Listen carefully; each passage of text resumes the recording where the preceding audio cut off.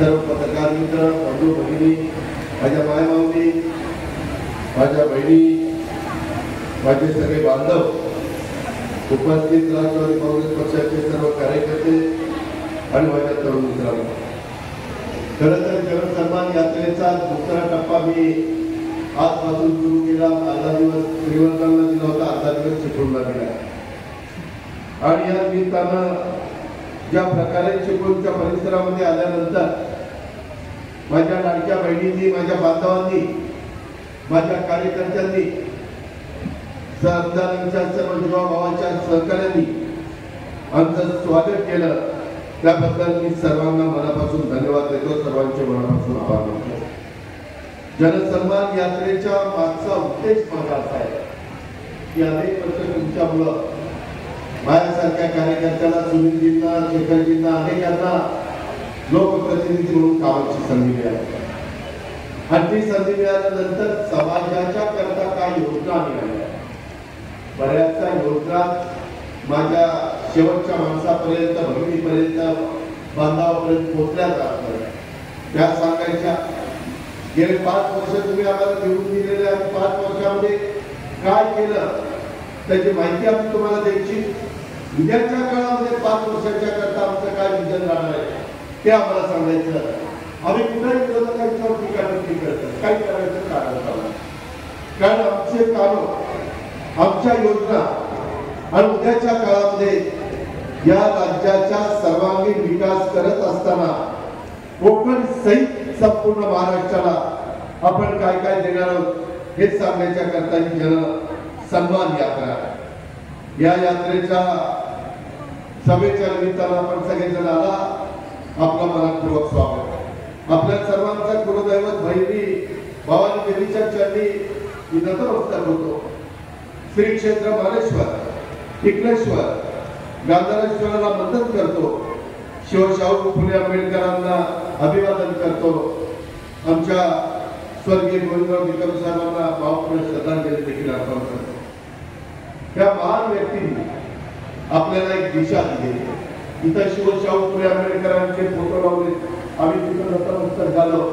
चव्हाण साहेबांचा पण तिथं फोटो, का आपण त्यांचं स्मरण करतो. आज काय चाललेलं, कुठल्या रस्त्याने तुम्हाला मला महाराष्ट्र पुढे न्यायचा, कुठल्या रस्त्यांनी आपल्याला सिंधुदुर्ग, रायगड, रत्नागिरी, ठाणे, पालघर, मुंबई पुढे न्यायची, त्याचाही नीटपणे महायुतीच्या सर्व घटक पक्षांनी विचार करायचा. इतर लोक तर विरोधी टीका करणार, विरोधकांचं टीका करणं आमचं कामच आहे. मी पण विरोधी पक्ष नेता होतो, त्यावेळेस सत्ताधारी पक्षाच्या विरोधात मी टीका करायचो. त्याच्यामध्ये वेगवेगळ्या प्रकारच्या चुका दाखवणं हे ज्याचं त्याचं काम आहे. परंतु आता बोलणं होत पण रेटून बोल अशा प्रकारची भूमिका विरोधकांची चालली. चिपळूणकरांचे लाडके आमदार शेखर निकम यांच्या माध्यमातून आम्ही चिपळूणकरांचा विकासाला प्राधान्य देतो. सर्वोच्च तालुक्याच्या विकासासाठी तुम्हाला माहिती आहे किती त्या मतदारांना माहिती आहे, जवळपास 5 वर्षात 1 वर्ष शेखर सत्ताधारी पक्षात होता, विरोधी पक्षात होता माझ्यासारखा. 1 वर्ष करोनामध्ये गेला, राहिले 3 वर्ष. करोनामध्ये थोडासा जास्त काळ गेला, पण मी वर्ष म्हणतो, वर्ष सव्वा वर्ष. राहिलेल्या काळामध्ये चिपळूणकरांनो, संगमेश्वरकरांनो, मी आपल्याला जाहीरपणे सांगतो, तुमचा सातत्याने माझ्याकडे पाठपुरावा केला. माझ्याकडे अर्थ मंत्रालय होतं, उद्धव ठाकरेंच्या सरकारमध्ये 8 वर्ष होतं. आता जवळपास 1.25 वर्ष. त्या 4 वर्षाच्या काळामध्ये तो आला, त्यांनी मागितलं आणि तो मोठ्या हाताने गेला. असं कधी या अजित पवारांनी शेखरच्या बाबतीमध्ये केलं. आज जे बोलतो ते महाराष्ट्राला माहिती, ते पक्क बोलतो. आज त्यांनी केलेल्या कामाच्या संदर्भातली ही पुस्तिका काढलेली, त्याचं प्रकाशन झालं. 2490 कोटी रुपयाची कामं ही माझ्या चिपळूण आणि संगमेश्वर मतदारसंघात केली. ही सगळी याच्यात लिहिलेली.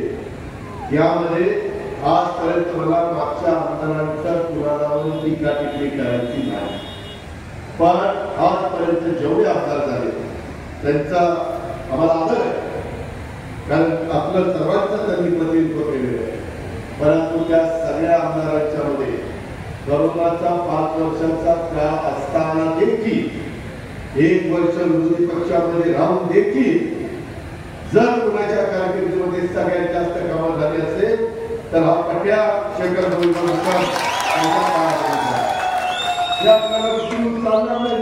चालणार नाही. शेवटी आमदार कशा करता निवडून देतात?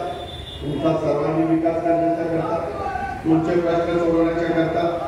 स्वर्गीय गोविंदराव निकम साहेबांनी काढलेली सह्याद्री शिक्षण संस्था आज 24-25 हजार मुलं शिक्षण घेतात. महाराष्ट्राच्या कानाकोपऱ्यातून मुलं इथे येत आहेत. त्याच्यामध्ये हायस्कूल असेल, पॉलिटेक्निक असेल, आर्ट सायन्स कॉमर्स कॉलेज असेल, ITI असेल, MBA असेल, त्याच्यामध्ये ऍग्रिकल्चर कॉलेज असेल, नर्सिंग कॉलेज असेल, जे जे काही करता येईल आपल्यावर जबाबदारी वडील गेल्यानंतर फार महत्वाची होती. परंतु तुम्ही सगळ्यांनी त्याला आधार दिला, त्याला भरभक्कम आपण सगळेजण त्याच्या पाठीशी उभं राहिलो. त्याची पत्नी पूजाताईंनी त्याला अतिशय मनापासून साथ दिली.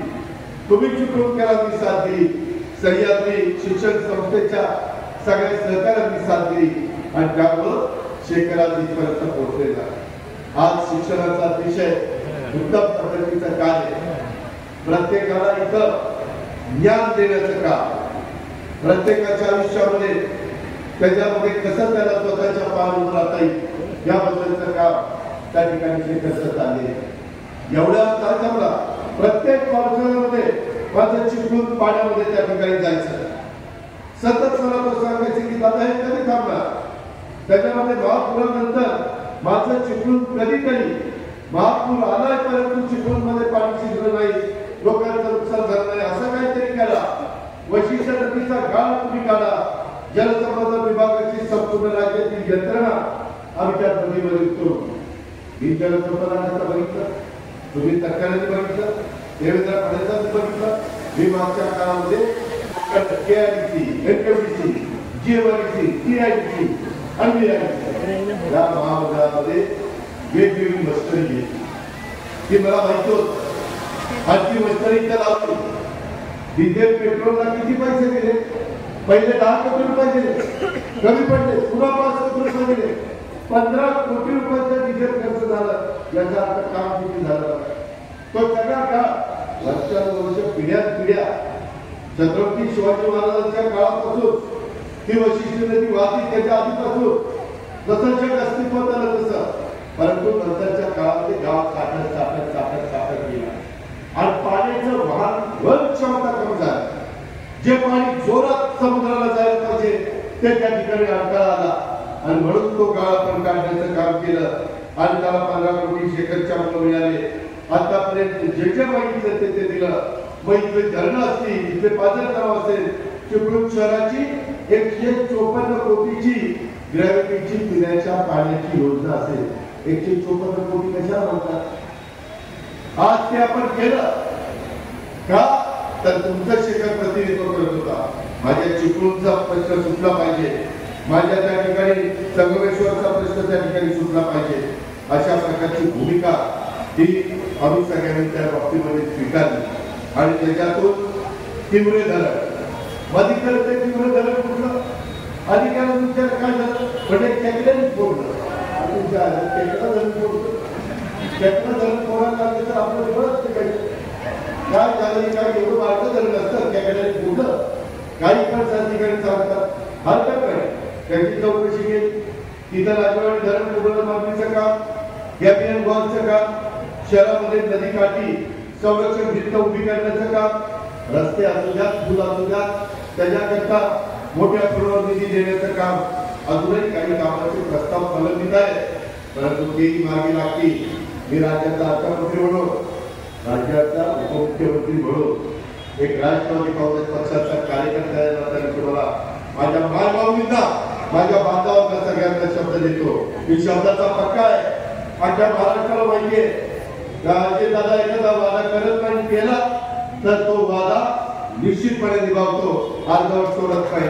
त्या पद्धतीनं शेखरने हातामध्ये घेतलेली कामं कसल्याही प्रकारची संकट येईल वेगवेगळी संकट येतात. माझ्या कोकणामध्ये चक्रीवादळाची संकट आली, वेगवेगळ्या पद्धतीने वादळ झाली, वेगवेगळ्या अडचणी आल्या. काही भागामध्ये गारपीट झाली, काही भागामध्ये अतिवृष्टी झाली, काही भागामध्ये दुष्काळ पडला, काही भागामध्ये त्या ठिकाणी वेगवेगळ्या नैसर्गिक संकट आली. संकटात जागवायचं नसतं, पुन्हा आपल्या समाजाला उभं करायचं असतं. आपलं ते काम आहे आणि त्या पद्धतीनं आपण चिपळूण आणि त्या ठिकाणी संगमेश्वरच्या परिसरामध्ये शेखर निकमच्या नेतृत्वाखाली काम करतोय. चिपळूणच्या दृष्टीने सगळ्यात महत्वाचा प्रश्न म्हणजे पुराचा. येथे टाकण्यात आलेली रेड लाईन, ब्लू लाईन, पण ज्या पद्धतीनं आम्ही कोल्हापूर असेल, सांगली असेल त्या जिल्ह्यातील पूर नियंत्रणासाठी राज्य शासनानं Maharashtra climate resilience development programme या महत्वाकांक्षी प्रकल्पात जागतिक बँकेने मंजुरी देत पहिल्या टप्प्यामध्ये साधारण 4,000 कोटी रुपयाचा निधी दिला. त्याच धर्तीवर माझ्या चिपळूणचा पूर नियंत्रणासाठी सर्वतोपरी प्रयत्न त्या ठिकाणी करायचे. शेखरचा माझ्या मागे लागलाय. शेखरसह जलसंपदा विभागाकडनं 2,000 कोटी रुपयाचा प्रकल्प आराखडा आपण आता चिपळूण करता तयार करतोय. त्यामध्ये माझं लक्ष आहे, त्याच्यामध्ये शेखरचं लक्ष आहे. पूर रेषेच्या संदर्भात मी लवकरच बैठक लावणार आहे किंवा पहिल्या टप्प्यात मतदारसंघातील पायाभूत सुविधांच्याकडे लक्ष आम्ही दिलं. त्यामध्ये 2,400 कोटी रुपयाची कामं आम्ही केली, 500 कोटीची कामं केली. आता पुढच्या टप्प्यामध्ये इथं कारखानदारी अजून आला पाहिजे, इथल्या तरुण तरुणींना काम मिळालं पाहिजे, इथं रोजगार मिळाला पाहिजे, पर्यटनाला चालना मिळाली पाहिजे. आता दुसरी गरजांमध्ये सांगितलं आम्ही GR काढलेला, नवीन पर्यटन धोरण 2024 आणलेलं आहे. त्याच्यात सगळ्यात जास्त फायदा माझा सिंधुदुर्ग, माझा रायगड, माझा रत्नागिरी आणि माझा पालघर आणि या सगळ्या परिसरामध्ये झाला पाहिजे. 720 किलोमीटर लांबीचा समुद्र किनारा आणि निसर्गाने अशी उधळण आपल्या सगळ्या कोकणमध्ये केलेली आहे. त्याचा पुरेपूर फायदा आज पुण्याची माणसं, आज वेगवेगळ्या भागाची माणसं इथं पर्यटनाच्या निमित्ताने येतात. त्याच्यातून त्यांना यावं मिळावा आणि माझ्या भागातल्या लोकांना रोजगार मिळावा. तिथं रिसॉर्ट व्हावे, तिथं त्या ठिकाणी हॉटेल व्हावी, तिथं चांगल्या प्रकारचं जेवण मिळावं, तिथं चांगल्या प्रकारच्या सुविधा देता याव्यात. म्हणून हे नवीन टुरिझम धोरण हे आपण त्या ठिकाणी आणलेलं आहे. हे क्षेत्र आता कृषी आणि पशुसंवर्धन, हे रोजगार, पर्यटन, कृषी आणि पशुसंवर्धन, कारखानदारी याच्याकडे आता आम्ही अजेंडा. तुम्ही म्हणा पुढचे तुमचं विजन काय? पुढचं विजन शेखरचं आमचं हे आहे की या सगळ्या टप्प्यामध्ये आपल्याला ही सगळी कामं त्या ठिकाणी करायची. हा आमचा अजेंडा आहे.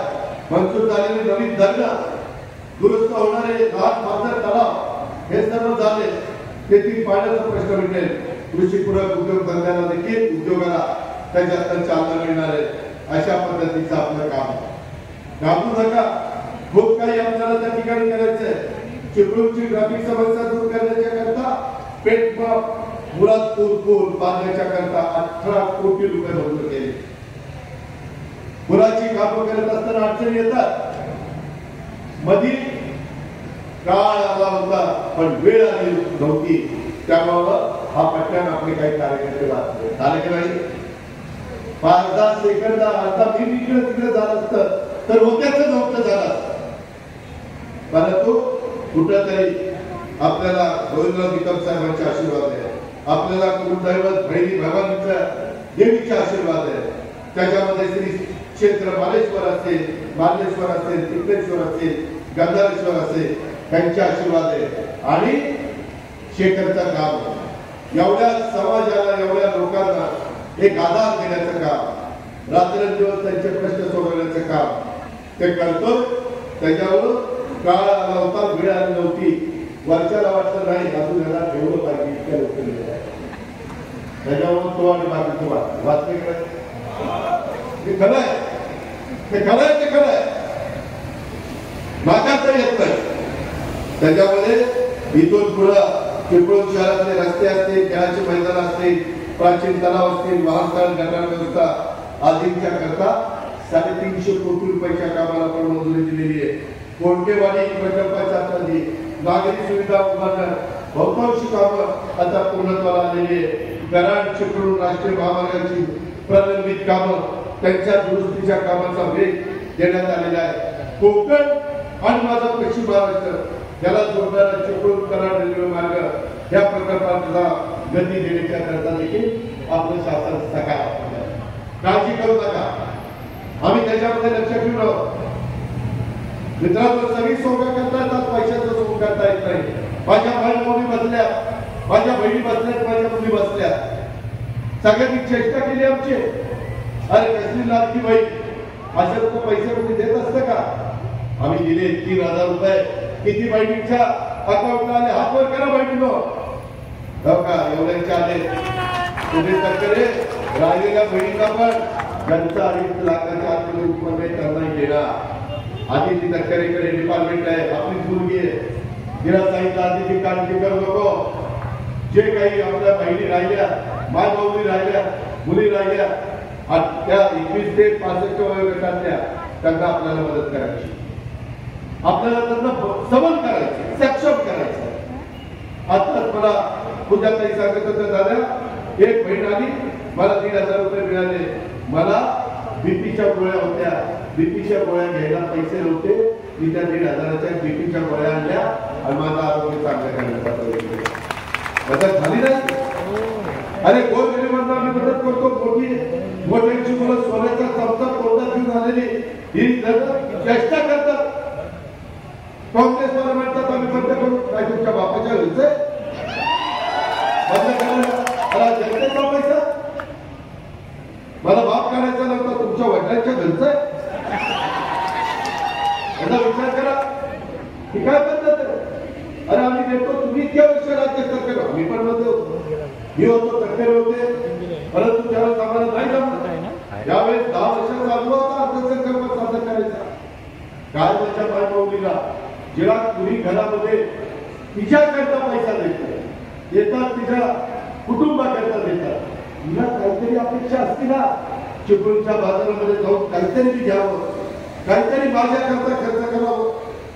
तिला जीव नाही, तिला पण नाही, आणि म्हणून आम्ही हे सगळे केले.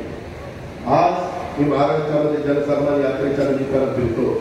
आज मुख्यमंत्री लाडकी बहिणीच्या निमित्तानं मुख्यमंत्री दोन्ही उपमुख्यमंत्री फिरतात. अक्षरशः माझ्या भाऊच्या चेहऱ्यावर आनंद पाहायला मिळतो, उत्साह पाहायला मिळतो, हसरा चेहरा पाहायला मिळतो. आम्हाला तेच पाहिजे. आम्ही कुणाला दिलं? गरीबांना दिलं. गरीबाला द्यायचं नाही. सगळ्या जाती धर्माच्या महिलांना दिलं. मागासवर्गीय, आदिवासी, अल्पसंख्याक, बहुजन, ओबीसी, भटके सगळे फक्त 2.5 लाखाच्या आतमध्ये उत्पन्न असलं पाहिजे. काय चुकीचं केलं? आज 46,000 कोटी रुपयाचा पैसा दरवर्षी महाराष्ट्राच्या वेगवेगळ्या दुकानामध्ये येणार आहे. महिला काही ना काही घेणार ना, तो पैसा बाजारात येणार ना, त्याला अर्थचक्र फिरणार ना, छोटे मोठे धंदे पण चालणार ना. अहो काही त्यांच्या स्वतःच्या कामाकरता, काही रॉ मटेरियल घेण्याच्या करता. एक बहीण म्हणली, दादा मला रक्षाबंधनाचा कार्यक्रम आला, ही राख्या बांधण्याच्या करता, राख्या तयार करण्याच्या करता वेगवेगळी दोरी आणि बाकीचं आणलं, 1,500 आणलं. त्याच्यात राख्या बनवल्या आणि राख्या बनवून विकल्या. तिला 20,000 रुपये मिळाले. 1,500चं मटेरियल, रॉ मटेरियल त्याला आपण म्हणतो, कच्चा माल, आणि त्याच्यातलं तिला 20,000 केलं. महिलांना खूप काही कळतं, कारण ती बहिणी त्या घरामध्ये रात्रदिवस राबती. सगळ्यात पहिली घरात कोण होती? तुम्ही झोपता. सगळ्यात शेवट कोण झोपता? तुम्ही झोपता. आम्ही पुरुष माणसं आले की ह्या जेवण बिवण झाला, आजचा रात्ताला झोपा. आज पण घर कोण बंद करणार? आहे ना पाहिजे. तू काय करतो? तुम्ही उठता झोपा. हे जे काही आहे 24 तासामध्ये एवढी माझी बहिणी, माय भाऊनी, माझी मुलगी इतकं काम करते, तर तिला कुठंतरी सबल करायला नको, सक्षम करायला नको. आणि काही जण कोर्टात गेले ही योजना बंद पाडायला. आणि कसले तुम्ही माणसं, विरोधक कोर्टात जावं. माझी तुम्हाला विनंती आहे, परत आपल्याला महायुतीचं सरकार आणावं लागेल. ही योजना पुढे पण 5 वर्ष आपल्याला चालवायची का नाही? चालवायची. त्याच्याकरता चिपळूण संगमेश्वरला घड्याळ आहे, घड्याळ. काही ठिकाणी धनुष्यमान आहे, दुसऱ्या मतदारसंघात काही ठिकाणी कमळ आहे. तिथं तुम्हाला मतदान करावं लागेल. पुढं 5 वर्ष योजना अतिशय निर्विवादपणे चालवण्याचा निश्चितपणे तुम्हाला शब्द या सभेच्या निमित्तानं देतो. उलट नंतर त्याच्यात वाढच करेल, काळजी करू नका. आम्हालाही कळलं एवढं थांबलो नाही. 52 लाख कुटुंबांना 3 गॅस सिलेंडर फ्री वर्षाला. आणि इतकं पारदर्शक केलं. कुणाच्या हातात पैसे नाही. तहसीलदार, प्रांत किंवा आणखी कोणी तो नाही देणार.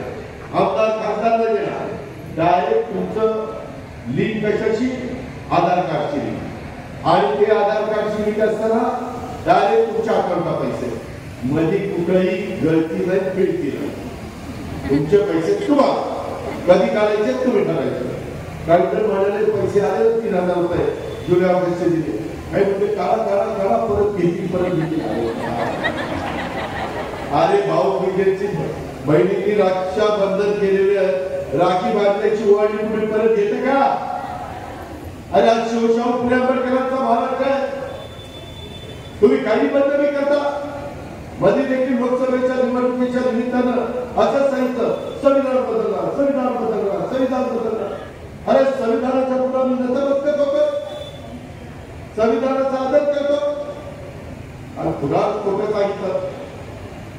मागासवर्गीय आदिवासींना सांगितलं संविधान बदलणार, आरक्षण काढणार, तुम्हाला समाज मागणी कायदा आणणार, तुमच्या सगळ्या योजना काढून घेणार. अरे कुठं वेळा देखवा, का खोटं बोलताय, काय खोटं सांगताय? आता काही बोलत नाही. आम्ही मी सारखं बघायचे तत्काळ सांगितलं, अहो जोपर्यंत चंद्रन सूर्य आहे ना तोपर्यंत घटनेचे शिल्पकार भारतरत्न डॉक्टर बाबासाहेब आंबेडकर यांचं संविधान कोण मायचा लाभ बदलू शकत नाही. काळजीच करू नका. असे कितीतरी येतील आणि कितीतरी जातील. संविधान तिथेच राहील. त्या संविधानाने आपला पगड बाळा म्हणून ते जरा एकत्र राहील. सगळे आपण गुन्ह्या गोविंदाने राहतोय. जातीय सलोखा राहायला पाहिजे. राष्ट्रवादी काँग्रेस पक्ष सर्व धर्म समभाव ही आमची भूमिका आहे. माझ्या वेगवेगळ्या समाजाच्या करता जसं माझ्या मागासवर्गीयांना बारकी काढलं, भाजप समाज म्हणाला आम्हाला अन्याय होतो, आमच्याकरता काही करा, त्यांच्याकरता आरती काढलं. अल्पसंख्याक म्हणलं की आम्ही आमचा विचार करणार की नाही, त्यांच्याकरता माती काढलं.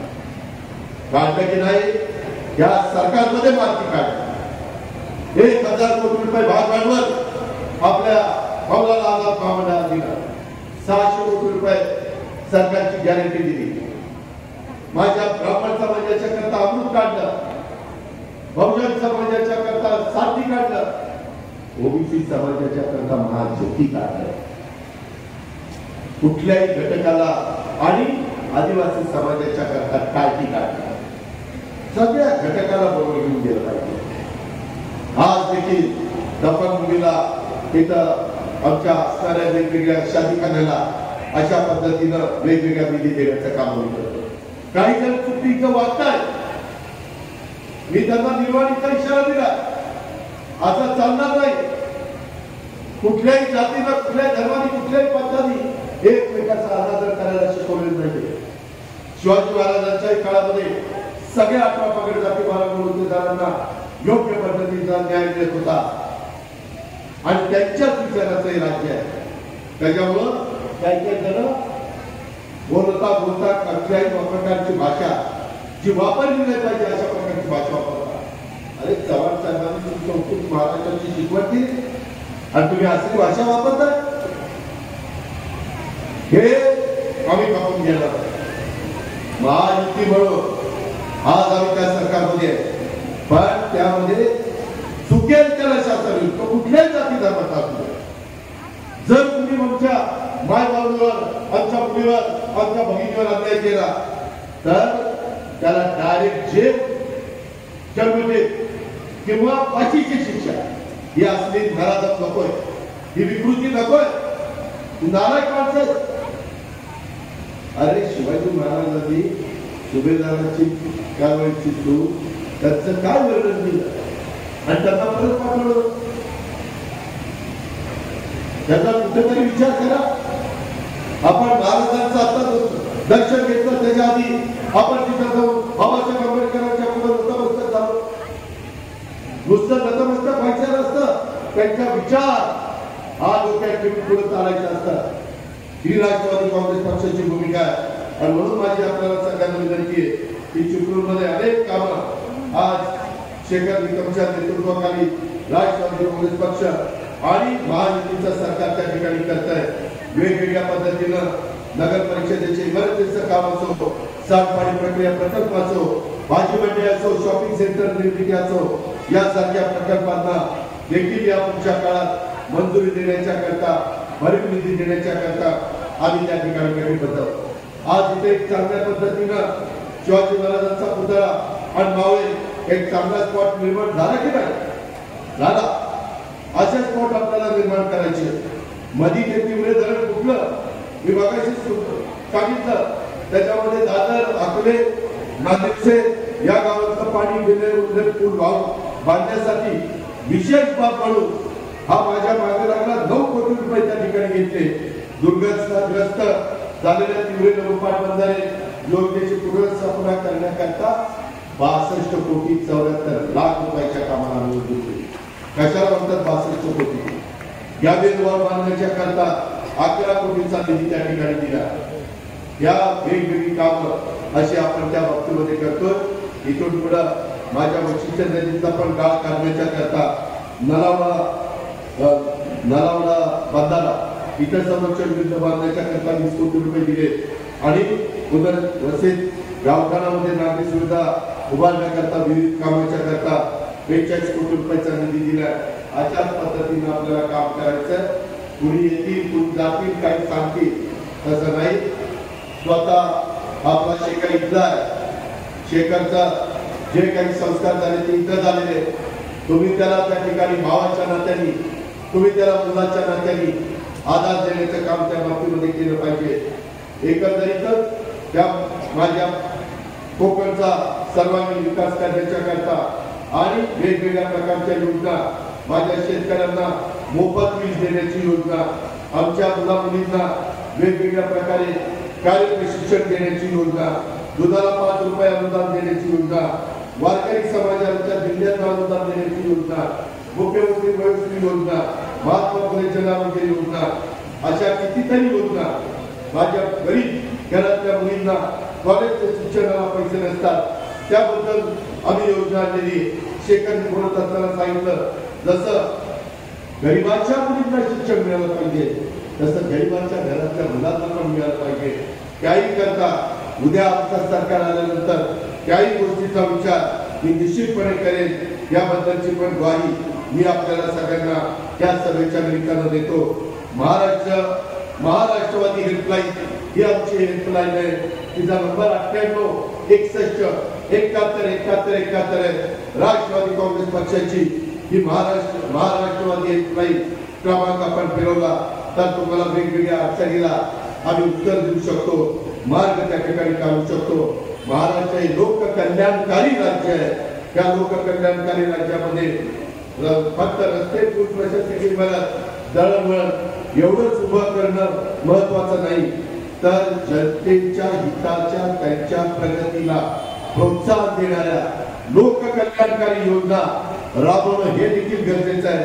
त्या दृष्टीनं महायुतीचं राज्य सरकार कटिबद्ध आहे. राज्यातील प्रत्येक घटकाकरता योजना आणण्याचा आम्ही त्या ठिकाणी प्रयत्न करतोय. मी एवढ्या वेळेस नाही सांगत तर केंद्रामध्ये त्या ठिकाणी जे सरकार आले त्या सरकारकडनं देखील आपल्या महाराष्ट्राला कसा जास्तीत जास्त निधी आणता येईल याबद्दलचा प्रयत्न हा माझा स्वतःचा चाललेला आहे, मुख्यमंत्र्यांचा चाललेला आहे. पाऊण लाख कोटी रुपयाचं वाढवण्याचं बंधन हे आपल्याला पंतप्रधानांनी या 100 दिवसामध्ये दिलेलं आहे. काल ते ह्याच्यामध्ये पण आलेले होते आपल्या वर्ध्यामध्ये देखील त्यांनी अतिशय चांगल्या प्रकारच्या योजना या आपल्याला दिलेल्या. या योजना